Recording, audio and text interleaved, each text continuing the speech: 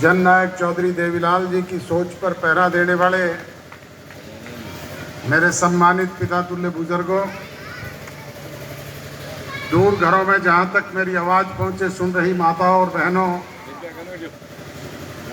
कृषि प्रधान भारतवर्ष के उज्जवल भविष्य अजीज प्यारे बच्चों, हम उम्र नौजवान दोस्तों और मंच आसीन जननायक जनता पार्टी हरियाणा प्रदेश इकाई के हमारे अध्यक्ष सादगी के प्रतीक सम्माननीय सरदार निशान सिंह जी,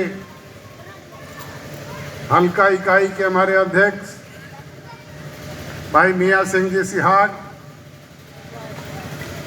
युवा की जिला इकाई के अध्यक्ष भाई बिट्टू नैन जी, श्री बलवान सिंह जी नैन साहब, भाई रोशन नैन जी, प्रीतम सिंह जी कोले खां, पार्टी की महिला शाखा की अध्यक्ष बहन सीमा जी, उचाना की अध्यक्ष सोनिया बरोदा जी, अमर सिंह जी, सरपंच प्रदीप जी व पार्टी के तमाम समर्पित वरिष्ठ सक्रिय कर्मठ और निष्ठावान साथियों,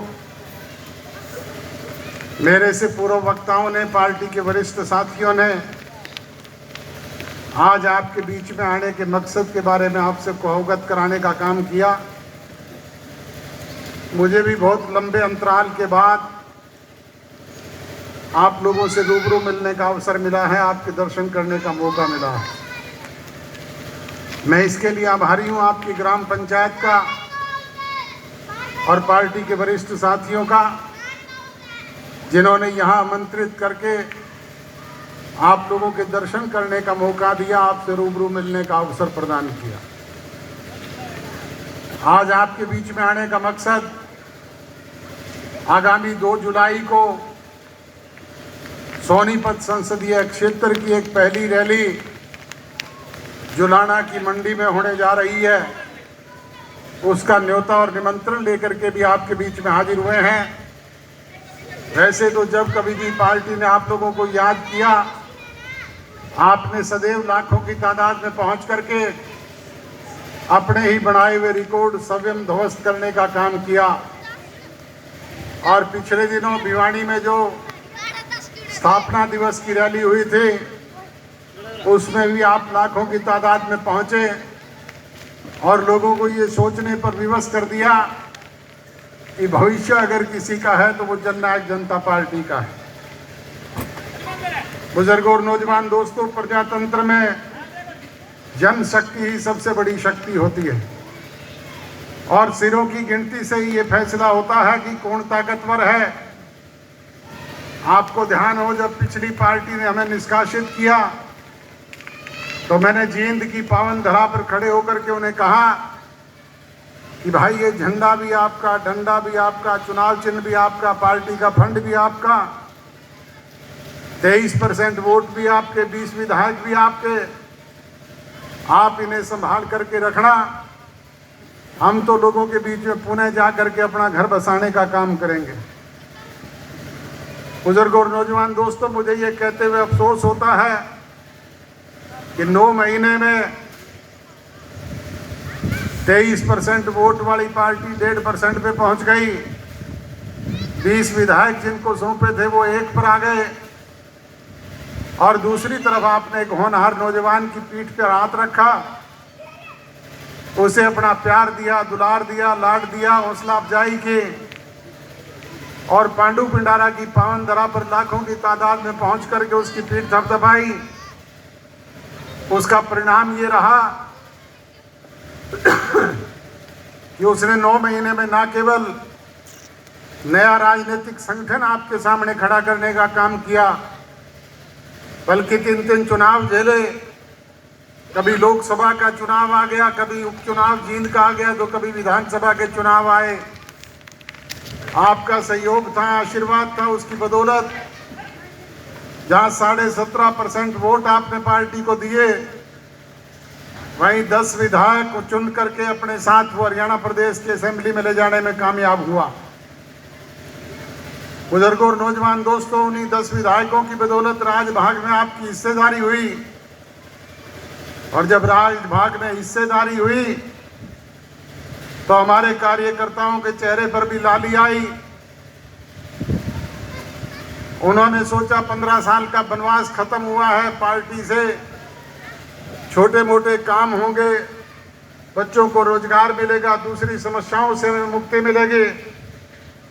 परंतु मुझे ये कहते हुए आपके बीच में अफसोस होता है कि 3.5 साल में हम आपकी भावनाओं के अनुरूप वो कार्य नहीं कर पाए जिनकी उम्मीद आप लोग करते थे। उसका एक कारण रहा कि एक तो सरकार में आपकी पूरी हिस्सेदारी नहीं, आप 20% के हिस्सेदार हो, और दूसरा हालात इस तरह के रहे कि जैसे ही सत्ता परिवर्तन हुआ, सरकार बनी, कोरोना जैसी विश्वव्यापी महामारी आ गई, कभी पहला फेज, कभी दूसरा फेज, कभी तीसरा फेज, लगातार 2 साल तक हम चाह करके भी आपके बीच में नहीं आ पाए। और प्रजातंत्र में जनप्रतिनिधि जब तक लोगों के बीच में ना जाए, उनकी समस्याओं को जाने नहीं, समझे नहीं, तब तक उनका समाधान नहीं हो पाता। उससे थोड़ी मुक्ति मिली तो किसान आंदोलन चल पड़ा, और उस किसान आंदोलन की मार भी अगर सबसे ज्यादा किसी पे पड़ी तो वो आप पर पड़ी। जगह जगह ये किसान भाई जो टोल प्लाजाओं पे धरना दे करके बैठे हुए थे, ये एक ही बात करते थे, दुष्यंत चौटाला इस्तीफा दे दे, जननायक जनता पार्टी सरकार से अलग हो जाए। कानून बनाया केंद्र की सरकार ने, अगर उसे स्थापित करने के लिए किसी ने साइन किए तो हरियाणा प्रदेश के सांसदों ने, ना तो हमने कानून बनाया ना कहीं साइन किए, फिर भी इस्तीफा हमारे से मांगा जाता था। मैंने तो सार्वजनिक मंचों पर अनेक बार कहा, मीडिया के समक्ष कहा कि इस्तीफा अगर किसी चीज का समाधान है तो एक दुष्यंत चौटाला का नहीं, 10 के 10 विधायकों के मेरे से ले जाओ और अपना समाधान करवा लो। इस्तीफा तो केंद्र की सरकार में मंत्री रही हरसिमरत कौर बादल ने भी दिया था। इस्तीफा तो मेरे छोटे भाई अभय सिंह चौटाला ने भी विधायकी से दिया था। परंतु कुछ हासिल हुआ क्या? हासिल तो होता है, समाधान होता है बातचीत के जरिए, हासिल होता है राज की ताकत से। आज अगर राज में आपकी हिस्सेदारी है तो आपके सरपंच साहब ने जो मांग मेरे समक्ष प्रस्तुत की है, बुजुर्ग और नौजवान दोस्तों, मैं दावे के साथ आपके बीच में कह सकता हूं कि हूबहू हरियाणा प्रदेश की सरकार से इन्हें पूरा करवाने का काम करूंगा। आज अगर ताकत है तो ये बात मैं कह करके जा रहा हूं, और अगर ताकत नहीं हो तो मेरे जैसे 40 विधायक चाहे कोई गली गली घूमते रहे, कोई पूछने वाला नहीं होता। 3.5 साल में जो कोई कोर कसर कमी कोताही रही है, मैं आपको यकीन, विश्वास और भरोसा दिलाता हूं कि आगामी 1.5 वर्ष में ना केवल उसकी भरपाई करने का काम करेंगे बल्कि सवाया करके आपको लौटाने का काम करेंगे। और आपसे भी विनती और गुजारिश है कि संगठन की दृष्टि से जो कोई कमी कसर रही है उसकी भरपाई करने का काम आप लोग करें। वो तभी संभव है जब आप लोगों का सहयोग, समर्थन, प्यार और आशीर्वाद मिलेगा। बुजुर्गों और नौजवान दोस्तों, आपको याद होगा 1984 का वो लोकसभा का चुनाव, जब चौटाला साहब हिसार से लड़ रहे थे, चौधरी देवीलाल सोनीपत से लड़ रहे थे, हम 10 की 10 लोकसभा सीटें हार गए थे, 0 पे आ गए थे। चुनाव हारने के 10 दिन बाद मुझे चौटाला साहब ने कहा कि मैंने धन्यवादी दौरा करना है, ये गाड़ियों को रिपेयर कराओ, लाउड स्पीकर बंधवाओ और मेरा प्रोग्राम बढ़ाओ। वो डिस्पोजल की गाड़ियां होती थी, उनको लेकर के मैं हिसार के दाबड़ा का फौजी मिस्त्री होता था, उसकी दुकान पर गया। तो मैं जब वहां गया तो 5-7 बिश्नोई वहां पर पहले से बैठे हुए थे। वो मुझे देख करके मजाक में बातें करने लग गए क्योंकि उस टाइम भजनलाल मुख्यमंत्री था और बिश्नोइयों का दिमाग जो था वो सातवें आसमान पे था। वो कहने लगे कि चौधरी देवीलाल अब सड़क पे कागज बेशक चुग ले, वोट तो है नहीं। गुस्सा तो मुझे भी बहुत आया, पर मैं अकेला था, करूं भी क्या। मन में गांठ बांध के वापिस आ गया। 1985 में चौधरी देवीलाल ने मैम विधानसभा क्षेत्र से इस्तीफा देकर के पुनः चुनाव लड़ा, भारी मतों से विजयी हुए और उसके बाद न्याय युद्ध का आंदोलन चल पड़ा। 1987 आते आते आपके सामने आपके आशीर्वाद और सहयोग से वो 0 सीट जो थी वो 90 में से 85 पहुंची। आज तक का अपने आप में एक रिकॉर्ड है। बुजुर्ग और नौजवान दोस्तों, ये आप लोगों का सहयोग और आशीर्वाद ही था। इसी तरीके से आपसे विनती और गुजारिश है कि जननायक जनता पार्टी चौधरी देवीलाल के नक्शे कदम पर चलने वाली पार्टी है और जो बात जनता जनार्दन के बीच में चौधरी देवीलाल कहते थे उसे सदैव कानून बना करके हूबहू लागू करने का काम करते थे। चाहे वो काम के बदले अनाज की योजना थी, चाहे मैचिंग ग्रांट शुरू करने की बात थी, चाहे गांव-गांव में हरिजन और बैकवर्ड की चौपाल बनाने की बात थी, चाहे किसान के ट्रैक्टर को गड्ढा डिक्लेयर करने की बात थी,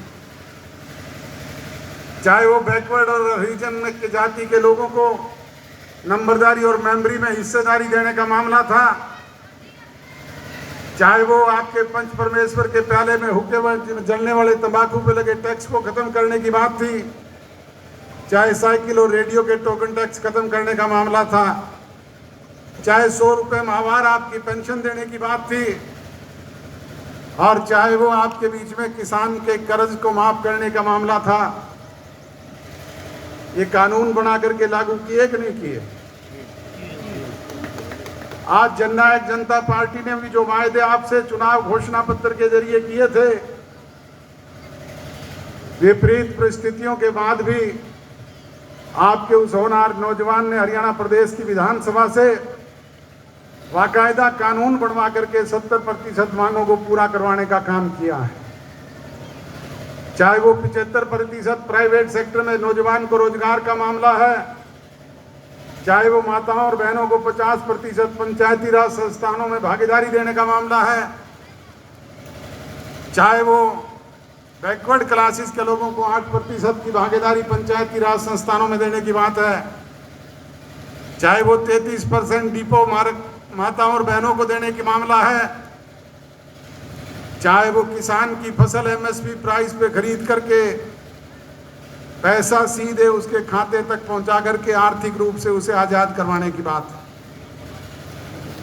बुजुर्गों और नौजवान दोस्तों, सर छोटू राम जी ने किसानों के लिए अनेक कार्य किए, परंतु वो आर्थिक आज़ादी वो भी नहीं दिल पा पाए थे।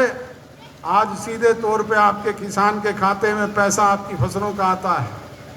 ये बिचौलिए खत्म करने का काम आपके इस अजीज ने किया है। और जो वृद्धावस्था पेंशन की बात 5100 की कर रहे थे, आज हमारे राजनीतिक विरोधी कहते हैं कि वो तो पूरा नहीं किया। हमने 3 साल में 750 बढ़वाए हैं कि नहीं बढ़वाए? आगामी 1.5 वर्ष में और बढ़वाने का काम करेंगे और जब भी दाव लगेगा वो 5100 करने का काम भी हम ही करेंगे। भूपेंद्र सिंह हुड्डा, तू तो 10 साल प्रदेश का मुख्यमंत्री रहा, तूने 500 बढ़ाए, आज तो 6000 देने की बात करता है, कई 7500 देने की बात करते हैं। ना 9 मन तेल हो ना राधा नाचे, करता वही है जिसे करने की आदत होती है। कहते हैं ना, नरवरगढ़ तो वही जाएगा जिसे जाने की बाढ़ है। सो बुजुर्गों और नौजवान दोस्तों, उसके लिए आपका सहयोग, समर्थन, प्यार और आशीर्वाद चाहिए। आगामी 1.5 वर्ष का जो अरसा बचा है उसमें आप पार्टी के संगठन को मजबूती से प्रदान करने का काम करें। हर बूथ पे एक बूथ योद्धा, एक बूथ सखी, एक बूथ एजेंट और अनुभवी लोगों की टीम बनाएं। अगर आप इस मकसद में कामयाब हो गए तो मिशन 2024 दुष्यंत को कोई रोकने वाला नहीं। फिर ये 51% बनने में भी देर नहीं लगेगी, 46 विधायक बनते भी देर नहीं लगती। यही कहते हुए आप सब लोगों का आभार व्यक्त करूंगा, धन्यवाद व्यक्त करूंगा।